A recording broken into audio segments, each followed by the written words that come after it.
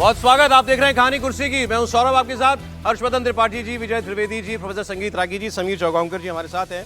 आपको बताऊंगा, कांग्रेस पार्टी पर वैसे ही आरोप लगता है मुस्लिम तुष्टीकरण का। कांग्रेस पार्टी के एक मुख्यमंत्री ने अभी क्या ऐलान कर दिया, जिसकी वजह से अब जोरदार तरीके से फिर ये आरोप उन पर लगने लगा। वो बात अभी 2 मिनट में करते हैं, लेकिन उससे पहले प्रधानमंत्री की 2 बयान कल के, और उस पर चर्चा अभी अधूरी रह गई थी। समीर जी का कुछ कहना भी उसमें बाकी रह गया था। तो प्राइम मिनिस्टर ने कल बोला अपने भाषण में कि ये हमारे देश में इतने लाखों स्टार्टअप शुरू हो गए और गांधी परिवार अपने घर का स्टार्टअप ही नहीं लिफ्ट करा पा रही। सीधे राहुल गांधी के लिए वो कह रहे थे, जब उनको उससे पहले शातिर दिमाग भी उन्होंने कहा। फिर कहा कि रिमोट से सरकार चलाने वाले लोग हैं ये। हमारी सरकार भी रिमोट से चलती है, लेकिन हमारा रिमोट लोग आम जनता के हाथ में है। फिर उन्होंने कांग्रेस के सारे प्रधानमंत्रियों का, उन्होंने अलग अलग नहीं, लेकिन कहा कि इनके कांग्रेस के जितने प्रधानमंत्री हैं, और कुछ ना कीजिए, इनके लाल किले के भाषण निकाल के देख लीजिए, किसी में भी आपको कोई सोच, विजन, इच्छा शक्ति दिखाई नहीं देगी। ये बड़ा आरोप था, क्योंकि कल ये ब्लैंकेट इल्जाम लगाया उन्होंने कांग्रेस के सारे प्रधानमंत्रियों पर, जिसमें नेहरू जी, इंदिरा जी, राजीव गांधी, सब, पीवी नरसिम्हा राव, मनमोहन सिंह, सब शामिल हो गए। तो ये बात भी करेंगे हम, लेकिन पहले आप देखिए कैसे वो कह रहे हैं कि राहुल गांधी लिफ्ट नहीं हो पा रहे। और इनका तो हाल ये है आदरणीय सभापति जी, अपने घर के स्टार्टअप को भी वो लिफ्ट नहीं कर पा रहे।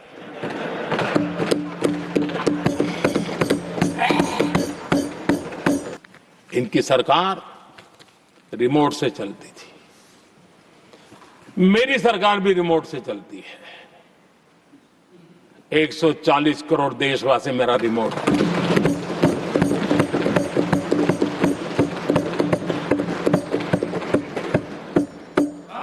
140 करोड़ देशवासियों के सपने, 140 करोड़ देशवासियों की आकांक्षाएं, देश के नौजवानों के संकल्प,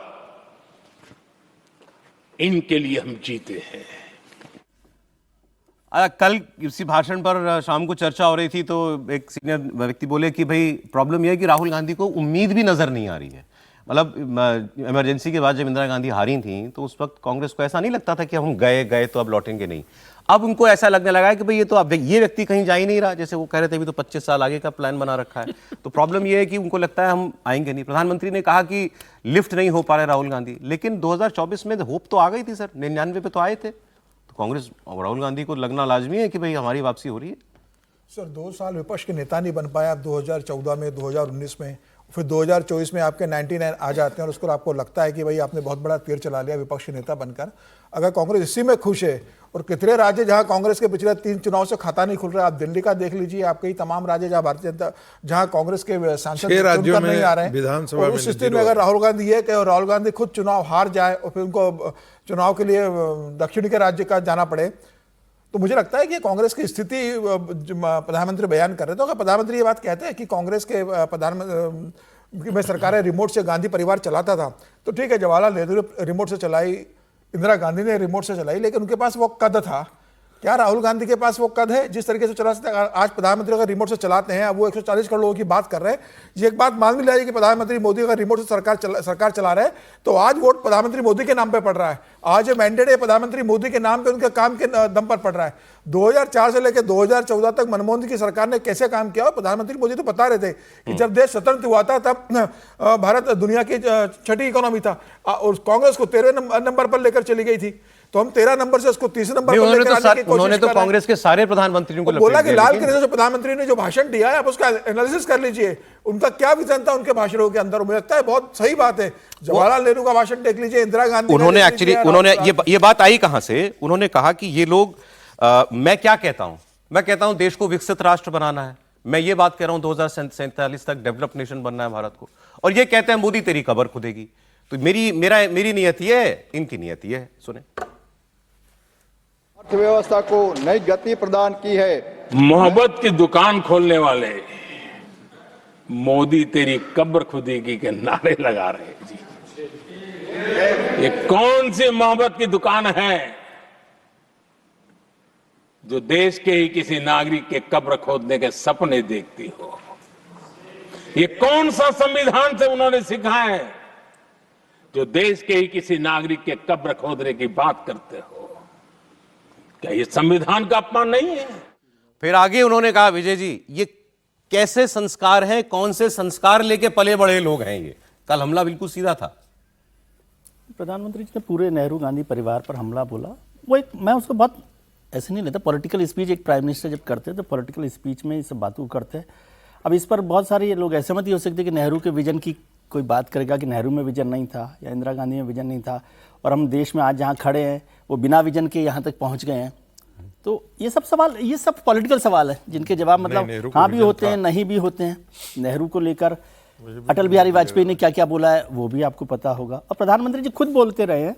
10 बार उन्होंने बोला कि इस देश में जितना कुछ हुआ है उसमें सभी प्रधानमंत्रियों का योगदान है, विजन है। जो आज मेरे को तो इसकी जरूरत नहीं, तेवर अलग थे ना, लेकिन वो तेवर अलग है कि वो उनका अटैक एक रोष था, वो लोकसभा वाली घटना को उस घटना को लेकर उनकी नाराजगी है, उसको जाहिर किया गया। इसलिए मैं इसको बहुत आपत्तिजनक तरीके से नहीं देखता, एक पॉलिटिकल स्टेटमेंट के तौर पर या पॉलिटिकल एड्रेस के तौर पर देखता हूँ। इसको ये समझना कि नहीं वो कह रहे हैं उसको अब आप ये बताने लगे कि क्या क्या नेहरू ने किया, इंदिरा ने किया, इसका कोई मायने नहीं है। नहीं, नेहरू के पास विजन था, बिल्कुल विजन था। विजन नहीं होता तो हम 62 ऐसे ही थोड़े हार जाते हैं। बोलते ना कि हमको शस्त्र रखने की जरूरत नहीं है, हमको ताकत रखने की जरूरत नहीं है, हमको न्यूक्लियर वेपन्स रखने की जरूरत नहीं है। नेहरू के पास विजन नहीं होता तो जॉन ऑफ कैनेडी को गिड़गिड़ाते हुए थोड़े कहते कि हमको 12 स्क्वाड्रन भेज दीजिए, नहीं तो सब मणिपुर, आसाम, ये सारे मेघालय सब चाइना परास्त कर देगा। उनको विजन होता तो उनके पास विजन नहीं था तो सरदार पटेल ने तो 1949 ये एक पक्ष है सर, IIT, IIM, इसरो। एक बार सुन लीजिए, कोई भी प्रधानमंत्री होता, बाकी लोग जगह स्पेस सेंटर नहीं बनाया है, बाकी जगह और टेक्नोलॉजी सेंटर नहीं बनाया है। कैसी बातें आप कर रहे हैं? जैसा लग रहा है बनाया तो पाकिस्तान ने भी है, लेकिन उसने कौन सा तीर चलाया आज तक? सुन लीजिए, उस समय यदि और भी लोग होते ना तो देश की तस्वीर कुछ और होती। कम से कम देश अपना गिरवी तो नहीं रखा होता ना, 62 की तरह गिरवी नहीं रखा हुआ। तिब्बत को हम खत्म करके ये फेलियर्स हैं नेहरू के, सिर्फ वही फेलियर्स नहीं है, लेकिन सिर्फ फेलियर्स हैं नेहरू के। सिक्योरिटी काउंसिल में जाने का क्या फेलियर्स है? आप मैं प्रोडक्शन के लेवल पर बात करते हैं। उन 17 साल केवल फेलियर ही फेलियर रहे। अरे सर, आप गेहूं तो आप मंगा करके सड़े गेहूं आप खाते थे, ये उनकी उपलब्धि थी। एक कहावत चलती है हिंदी में कि सोता तो जगे, जगता क्या जगे। आप सोता हुआ आदमी उसको जगा सकते हैं, लेकिन अगर जागा हुआ आदमी और वो सोने का बहाना कर रहा हो तो नहीं जगा सकते किसी भी कारण से। वो तो हम नेहरू गांधी परिवार के लिए बोलते हैं ना कि से जो है वो हिंदू ग्रोथ रेट था 2.3%, 2.4%, ये उनके देश के लिए विजन था। चाइना और हम दोनों एक ही साथ खड़े हुए थे, वो कहां से कहां निकल गया, हम कहां से कहां गर्त में आगे भी कांग्रेस की बात मैं आपको बता रहा था कि और उसके बावजूद भी हम उनकी दुनिया नहीं, एक लाइन हो जाना चाहिए ये बात कि उनकी वैश्विक नीति के बारे में बड़े ढोल पीटने वाले लोग पूरा का पूरा किताब रंगा हुआ सिलेबस में डाल करके लोग उन्हीं को चाचा नेहरू को पढ़ाते रहे थे। चाचा हो या ना हो, लेकिन उनको चाचा नेहरू बना कर तो किताबें आपने अब तो अरे वही तो किया आपको जोड़ना चाह रहे हैं, आपका लग रहा है मुझे मुख मुद्रा से। नहीं, मैं जोड़ना नहीं चाह रहा हूं। मुझे लगता है विजन नहीं था, ये कहना तो बिल्कुल गलत है। विजन तो हर एक का होता है। नेहरू जी का विजन, वो जिस तरह से पले बढ़े, वो एक अंग्रेजियत के माइंडसेट में पले बढ़े, इसीलिए वो विजन था। वरना भारत का प्रधानमंत्री वो अंग्रेजी में सोचना, अंग्रेजी में बोलना, अंग्रेजी में करना, अंग्रेजों की तरह रहना, अंग्रेज बन जाना, ये इच्छा ना होती। मेरी बस ये अच्छा चले सर समय चला जाएगा नहीं था तो थोड़े मुस्लिम आगे मैं आपको बता रहा था कि सेकुलर हो गया है। किस कांग्रेस के मुख्यमंत्री ने फिर ऐसी बात की, अब मुस्लिम तुष्टीकरण का आरोप लगे कि ना लगे। रेवंत रेड्डी तेलंगाना के मुख्यमंत्री है, मुझे जहां तक ठीक अगर याद आ रहा है तो इन्होंने कुछ दिनों पहले स्टेटमेंट दिया था, मुस्लिम मतलब कांग्रेस, कांग्रेस मतलब मुस्लिम, ऐसा कांग्रेस है तो मुस्लिम है। हाँ, कुछ तो ऐसा दिया था, ऐसा कुछ स्टेटमेंट था। अब उन्होंने मुस्लिम आरक्षण का कार्ड खेला है। उन्होंने कहा हमने जाति जनगणना करा दी है, हमारे पास अब आंकड़े हैं, और बता दूं कि तेलंगाना की सरकार मुस्लिम समाज को 4% आरक्षण देती है अभी, लेकिन ये देश से कई राज्यों ने कोशिश की है, कर्नाटक में भी ऐसी कोशिशें हुई और राज्यों ने भी प्रयास किया। नायडू साहब का भी नाम लीजिए। मैं ले ही रहा था सर, नायडू साहब वो भी हम देते हैं, पड़ोसी हैं। हाँ बिल्कुल देते हैं, लेकिन देर सवेर जब भी ये मामला सुप्रीम कोर्ट में कोई ले जाता है, सुप्रीम कोर्ट इसको खारिज कर देता है।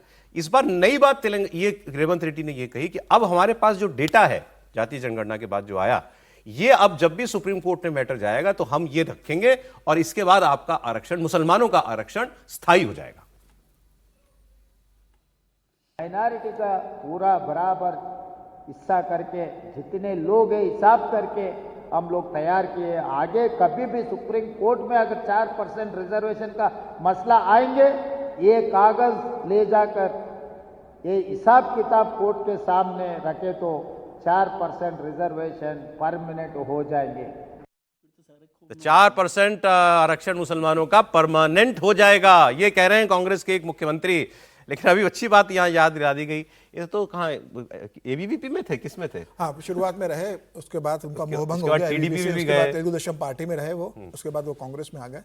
और रेवंत रेड्डी जब विधायक दल के नेता चुने गए, जब तेलंगाना में कांग्रेस को बहुमत मिला, विधायक दल की बैठक में रेवंत रेड्डी नेता चुने जाते हैं, शपथ ग्रहण होता है और जब मुस्लिम कम्युनिटी के लोग उनसे सत्कार करने उनके पास आते हैं, तो रेवंत रेड्डी का वो बयान बड़ा महत्वपूर्ण था।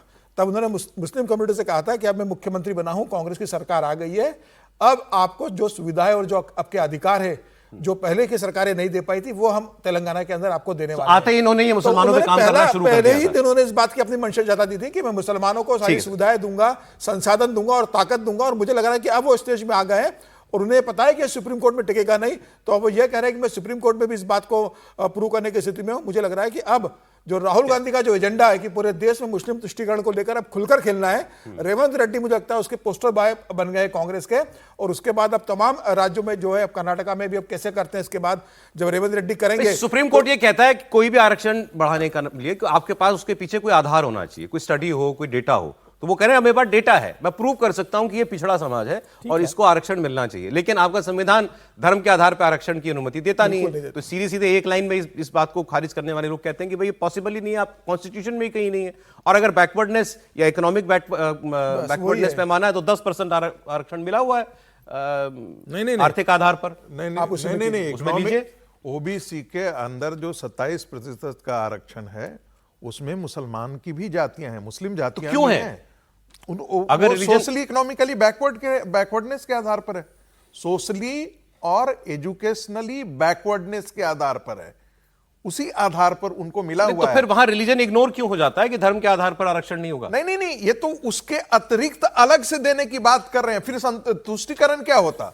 मुसलमानों के जो इकोनॉमिकली या सोशली और एजुकेशनली जो बैकवर्ड कम्युनिटी हैं, जातियां हैं, उनके लिए पहले से आरक्षण में प्रावधान है। तो फिर ये अलग से क्यों? अलग तो फिर मुसलमानों का वोट कैसे मोबिलाइज होगा?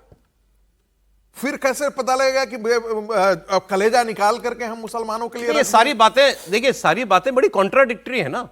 इस्लाम में धर्म जाति की कोई व्यवस्था नहीं है, तो सोशल बैकवर्डनेस का क्या कहां से आ गया? फिर या तो मानिए कि इस्लाम में जातियां होती हैं, या फिर ये लाइन हटाइए उसमें से कि धर्म के कॉन्स्टिट्यूशन से हटा दीजिए कि धर्म के आधार पर आरक्षण नहीं मिलेगा, या ऐसा कोई या ऐसा प्रावधान डालिए उसके अंदर कि दिया जा सकता है, तो फिर दीजिए, तो फिर बात कीजिए। सर एक लाइन अदरवाइज तो फिर ये लफाजी एक लाइन जोड़ देता हूं जाएंगे भाई। सर, ये ओवैसी का डर है तेलंगाना में, ओवैसी के डर के कारण जो ओवैसी जिस तरह से मुस्लिम वोट लेके जा रहे हैं ना, उस वोट से डर के ये कांग्रेस उनकी बात भी सुना तो आप शायद दिला दे अपने, आप क्या कहते हैं? तय करके आरक्षण पर तो इस देश में बहस होनी चाहिए। SC ST जब आपने एक नाम दे दिया तो उसी में जितनी पिछड़ी जातियां उनको शामिल कीजिए, और उसके अलावा सिर्फ और सिर्फ सोशल और इकोनॉमिक बैकवर्ड करिए। आप ये जो तमाशा करते हैं ना, ओबीसी बढ़ाते चले गए। अब अगर किसी को बुरा लगे भला लगे, लेकिन अगर यादव और पटेल वो आपको लगता है कि पिछड़े हैं, मैं तो नहीं मानता हूं। मुझे तो मेरे क्षेत्र में कहीं भी ब्राह्मण हो, राजपूत हो, उससे कमजोर यादव और पटेल नहीं, हम तो उनको उसी का क्लास में मानते हैं। जब तक आप इस डिबेट को सही तरफ नहीं ले जाएंगे तब तक ये नहीं होने वाला। मैं ये कह रहा हूं, वरना वो करेंगे। आप तो फिर दूर चले गए। मैं तो पहले तो बेसिक प्रेमाइस की बात कर रहा हूं सर। मैं कह रहा हूं इस्लाम में अगर जाति है तो फिर जाति माने, फिर उसके आधार पर ओबीसी कैसे हो सकता है मुसलमान जब उसमें जाति ही नहीं है? मैं कह रहा हूं पहली बात तो नहीं होना चाहिए। हाँ। लेकिन सोशल और इकोनॉमिक पैरामीटर पर अगर दे रहे हैं तो फिर तो क्लास आपने अलग क्रिएट कर दिया ना। तो उसका तो 10% अलग से दिया ही रखा है। क्यों अलग से दिया हुआ है? वो भी गलत है ना।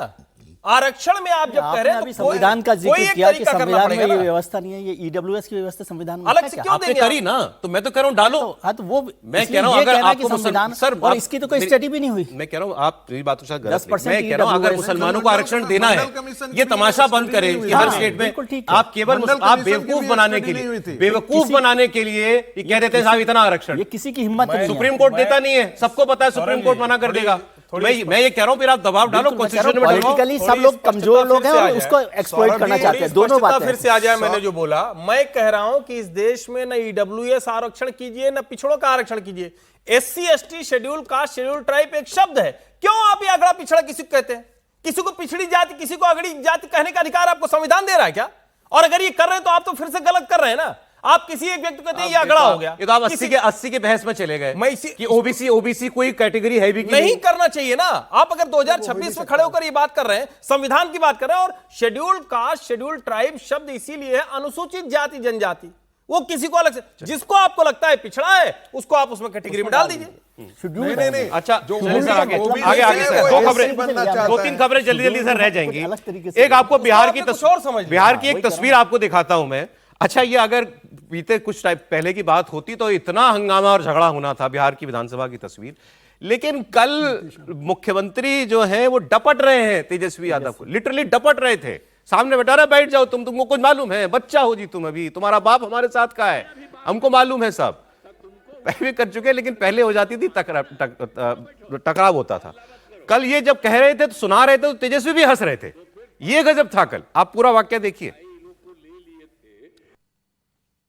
अरे तुम्हारा बाप मेरे समय का ना है, तुम्हारा भी बेटा, बैठो बैठो। अरे उसका सदिया भी बात में हुआ था, तो तुमको हुआ, तुमको तो करवे ना किए, हम पालते ना।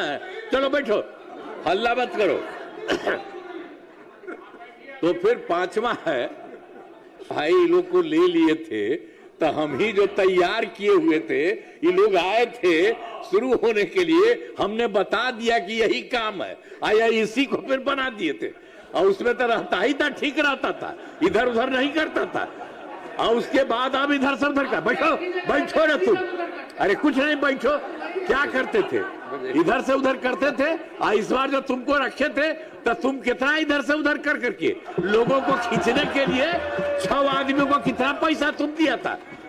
और पैसा कहां से किया था? जो तुमको मिल गया था तो पैसा कमाता था, तो इसी सब चक्कर में था, इसीलिए हम छोड़ दिया सब। तो आप देख लीजिए सर।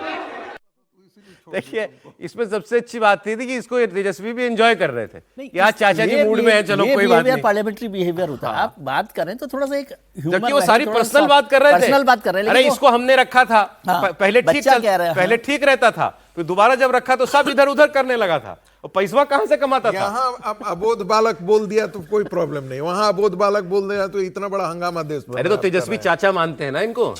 आप किस टोन में बात कर रहे हैं, क्या बोलेंगे? और आप किस टोन में बात कर रहे हैं उसकी बात। सर, आप महत्व की बात कर रहे हैं। नीतीश कुमार 2 बार तेजस्वी के साथ रहे, सत्ता में हिस्सेदारी करी है, तो मिलकर सरकार चली है नीतीश कुमार के और तेजस्वी। बड़ा मजेदार तो था वो तो रहेगा और भविष्य के लिए रास्ते में तो खुले रहेंगे। लेकिन ये ज्यादा बेहतर है, यही उनकी कला है।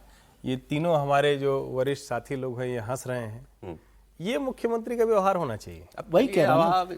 मतलब आप जरा सोचिए, गुजरात जमाने की बातें, अभी तो चुनाव हो गया। सवाल ये है कि आप फिर वही, तुमको हमने रखा था, तुमको हमने किया था, अब यही है। अच्छा है, क्यों होना चाहिए भाई? जेडीयू से पूछिए ना। विधानसभा क्या ये हास्य व्यंग मजाक उसके लिए है? नहीं, आप कभी पुरानी बहस छेड़ देंगे। जब तक रिजाइनेशन नहीं ले लेंगे नीतीश जी से, अब जनता ने उनके नाम पे वोट दे के बैठाया है सर, कुछ नहीं कहा जा सकता। अब ठीक है, अब आगे योगी जी की एक बात आपको दिखाता हूं मैं।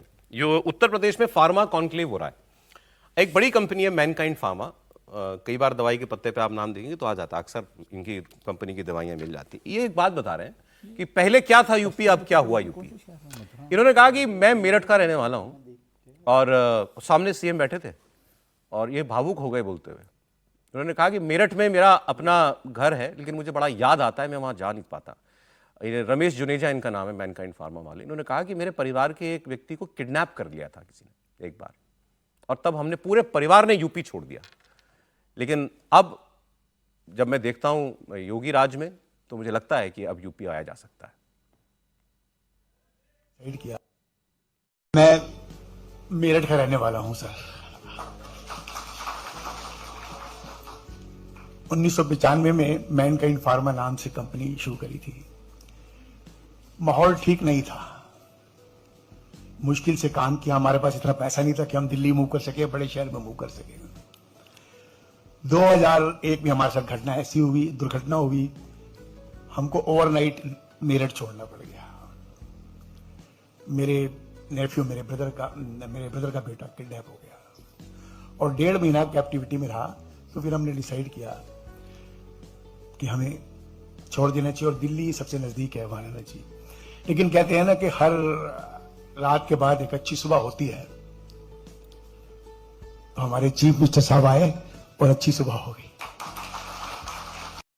उन्होंने उस घटना के बाद, इतना बड़ा उद्योगपति है, इन्होंने राज्य ही छोड़ दिया। त्रिपाठी जी, नहीं देखिए, मतलब ये तो उनका अपना अनुभव है, लेकिन मैं अपने शहर का, और चूंकि वो हमारे जानने वाले हैं, उनकी सिविल लाइंस में बहुत बड़ी कोठी है, प्रयागराज में अभी भी है। और आप यकीन मानिए, अतीक अहमद के डर से वो गेट बंद रहे, सिक्योरिटी कभी उनके यहाँ नहीं लगी थी, सिक्योरिटी लगने लगी, और उनको हमेशा ये डर लगा रहता था कब हमारी संपत्ति पे कब्जा कर लेगा। और ऐसा एक मामला नहीं है। तो योगी आदित्यनाथ ने उत्तर प्रदेश में ये तो कमाल का काम किया है। मतलब गाजियाबाद से लेकर गोरखपुर तक आप किसी हिस्से में इस तरह का कब्जा, इस तरह की गुंडागर्दी, इस तरह का जो कहते हैं ना कि भय का माहौल, वो तो पूरी तरह समाप्त हुआ। क्योंकि जुनेजा जी का तो अपना अनुभव है, तो वो दुरुस्त बात कर रहे हैं।